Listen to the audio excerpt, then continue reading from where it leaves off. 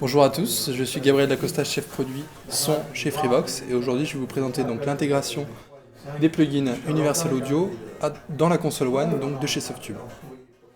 Donc pour information, la mise à jour logicielle de console One est déjà d'actualité. Vous avez la possibilité, si vous avez déjà la console One de Softube, ici donc de procéder au téléchargement de la mise à jour et d'accéder à cette nouvelle fonctionnalité. Donc pour ça, le prérequis c'est d'avoir console One et également donc une carte Universal Audio avec des plugins Universal Audio, ce que nous avons aujourd'hui. Donc au niveau de l'intégration Universal Audio, tout se passe donc sur console One.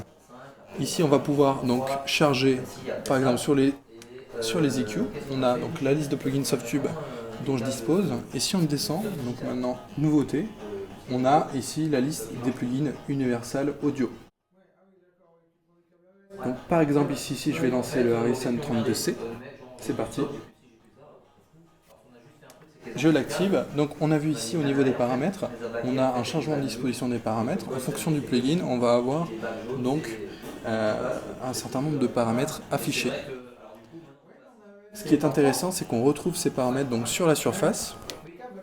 Donc ici, la surface, on va dire première génération, qui est très proche de la deuxième génération. Donc on retrouve ici les LED affichés donc pour les paramètres qui sont actionnés. C'est pratique pour s'y retrouver, on a juste donc à lire ici les paramètres pour s'assurer donc du paramètre qu'on va modifier ici. Par exemple ici, si on sélectionne donc un autre plugin, on va essayer un plugin où il y a moins de paramètres. Hop. Par exemple celui-ci, on voit ici au niveau des LED que celui-ci et celui-ci ne sont pas donc allumés et donc ne sont pas fonctionnels.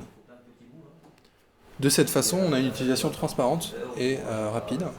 On a accès directement aux paramètres et donc bien que l'interface soit console One, on est bien en train de travailler avec le traitement Universal Audio.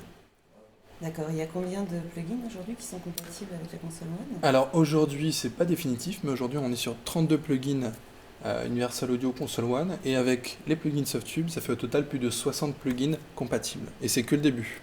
D'accord, et qu'est-ce qui a été privilégié? Plutôt les préamplis? Plutôt quel type d'émulation sur UAD? Alors sur UAD, on est plus sur la partie EQ et compression.